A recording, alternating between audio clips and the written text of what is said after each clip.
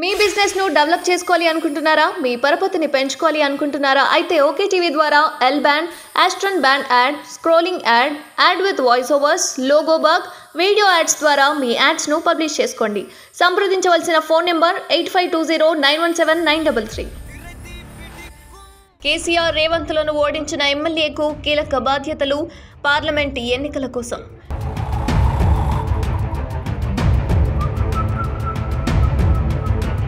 Kamareddy MLA Katipalli Venkataramana Reddy త్వరలో golden chance దక్కనుందట.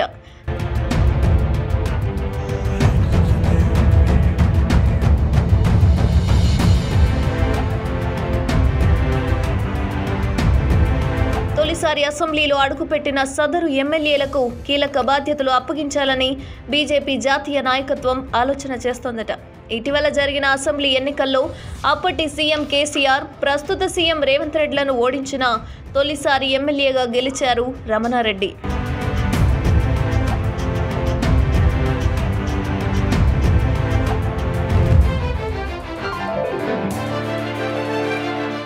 Kamareddy జిల్లాలో ఇద్దరు ఉద్దండులను ఓడించి జైంట్ కిల్లర్గా గుర్తింపు పొందిన ఆ కాషాయ నేతకు బీజేపీ అగ్ర నాయకత్వం కీలక బాధ్యత అప్పగించాలని ఆలోచన చేస్తోందా?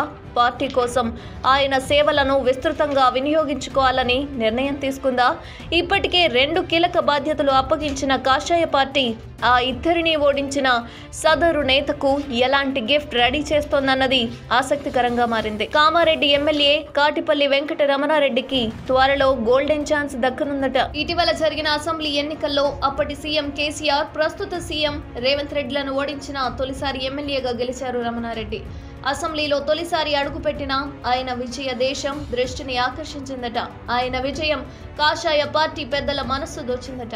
దీంతో ఆయన సేవలను పార్టీ కోసం విస్తృతంగా వాడుకోవాలని రాష్ట్ర నేతలకు సూచించారట జాతీయ నేతలు.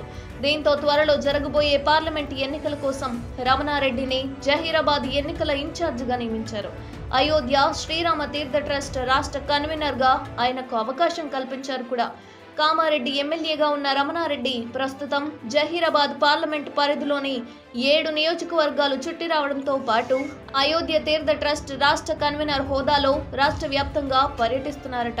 ఇలా పార్టీలో కీలక బాధ్యతలు నిర్వహిస్తున్నారట రమణారెడ్డి. అయితే ఆయనకు మరో గిఫ్ట్ సైతం రెడీ చేసిందట బీజేపీ అగ్ర నాయకత్వం. గతంలో ఉమ్మడి జిల్లా పరిషత్ చైర్మన్ గా పనిచేసిన అనుభవం, 5 ఏళ్లుగా ప్రజా సమస్యలపై చేసిన పోరాటం అసెంబ్లీలో పనిచేస్తుందనే అభిప్రాయం జాతీయ నేతల్లో వ్యక్తమైందట.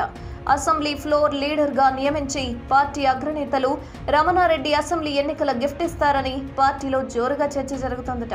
రాష్ట్రంలో బీజేపీ నుంచి 8 మంది ఎమ్మెల్యేలు విజయం సాధించగా ఒకరిద్దరు మినహా మెజార్టీ ఎమ్మెల్యేలు తొలిసారి గెలిచిన వారే. అయితే శాసనసభ పక్షనేత రేసులో రాజాసింగ్, మహేశ్వర్ రెడ్డితో పాటు రమణారెడ్డి ముందు వరుసలో ఉన్నారట.